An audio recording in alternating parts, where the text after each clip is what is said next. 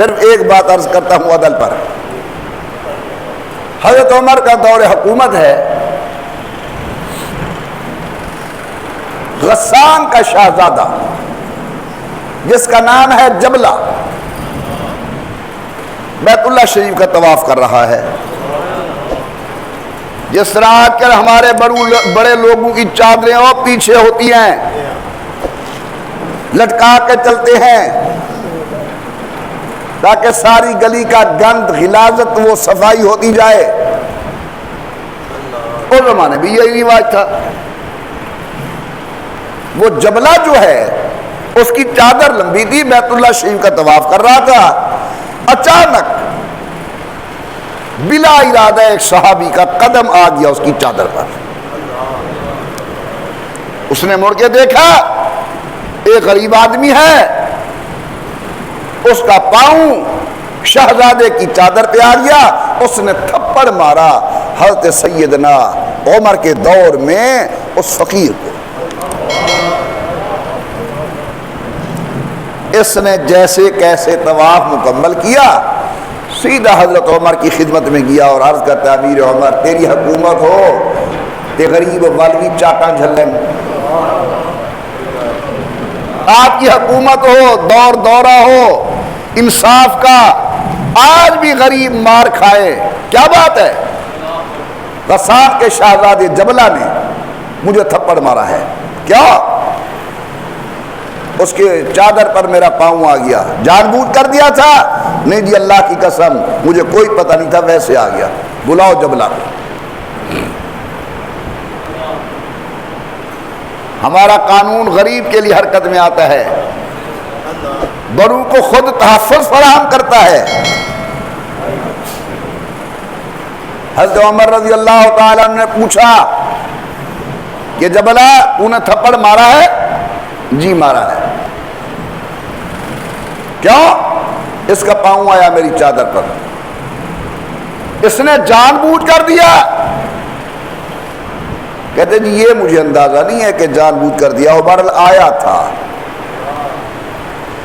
حضرت عمر رضی اللہ عنہ نے اس بدو کو کہا، اس اعرابی کو کہا کوئی ڈرنے کی ضرورت نہیں، کسی سے خوف زدہ ہونے کی ضرورت نہیں، تجھے اختیار ہے، جی چاہے معاف کر، جی چاہے تھپڑ مار.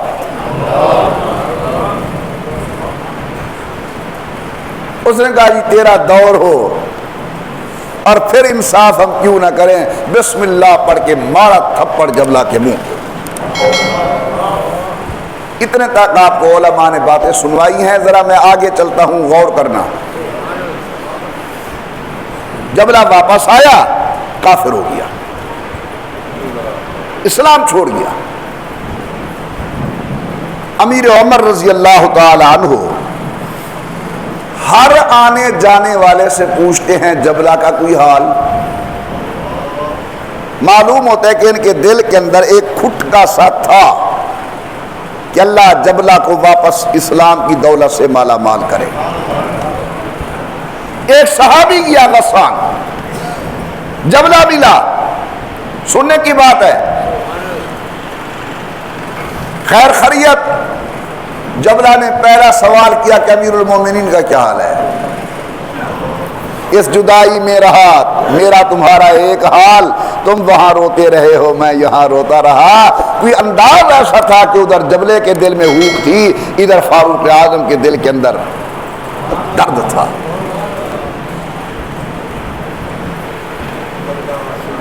کہتے ہیں امیر المومنین کا کیا حال ہے؟ الحمدللہ بالکل ٹھیک ہے. اب اس صحابی رسول نے آہستہ آہستہ کہا اور جبلہ تو مرتد ہو گیا، اسلام کتنا اچھا مذہب تھا، مسلمان ہو جاتا دوبارہ.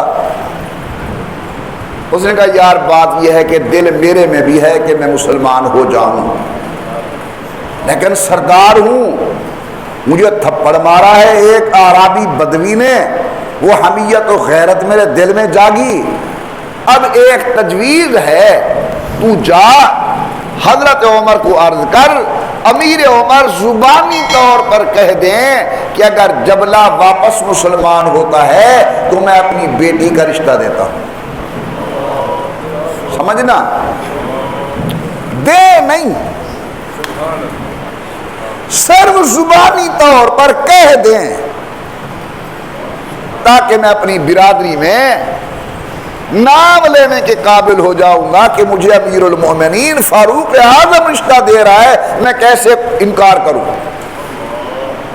اس صحابی نے کہا میں وعدہ نہیں کرتا، مناسب ہوا موقع دیکھوں گا، بات چل نکلی کہہ دوں گا. واپس ہے صحابی، حضرت عمر سے ملا. کہاں گیا تھا؟ غسان گیا تھا. اچھا جبلے کا کیا حال ہے؟ اس نے کہا جی ملاقات ہوئی تھی، وہ کہتا ہے کہ اگر امیر عمر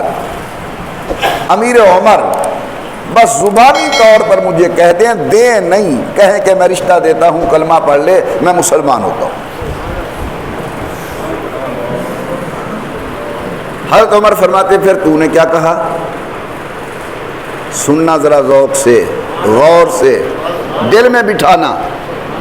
تو نے کیا کہا تھا؟ جی میں نے کہا تھا وعدہ نہیں کرتا، اگر موقع ملا تو عرض کر دوں گا. صحابی کہتے ہیں جس طرح بچے بلک بلک کے روتے ہیں یوں عمر رونے لگ گیا اور کہنے لگا خدا کا بندہ، کیا ایک مسلمان سے میری بیٹی زیادہ عزت والی ہے؟ جا جلدی کر، واپس جا. جبلہ کو جا کر کہا کہ عمر زبانی طور پر نہیں، حقیقی طور پر بیٹی کا رشتہ دیتے ہیں، کلمہ پڑھ لے. یہ صحابی واپس گیا.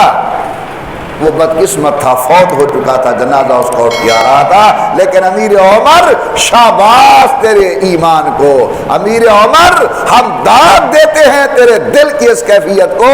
فرمانے لگے صرف زبانی طور پر نہیں، میں عملی طور پر رشتہ دینے کے لیے تیار ہوں کہ ایک آدمی جہنم کی آگ سے بچ جائے.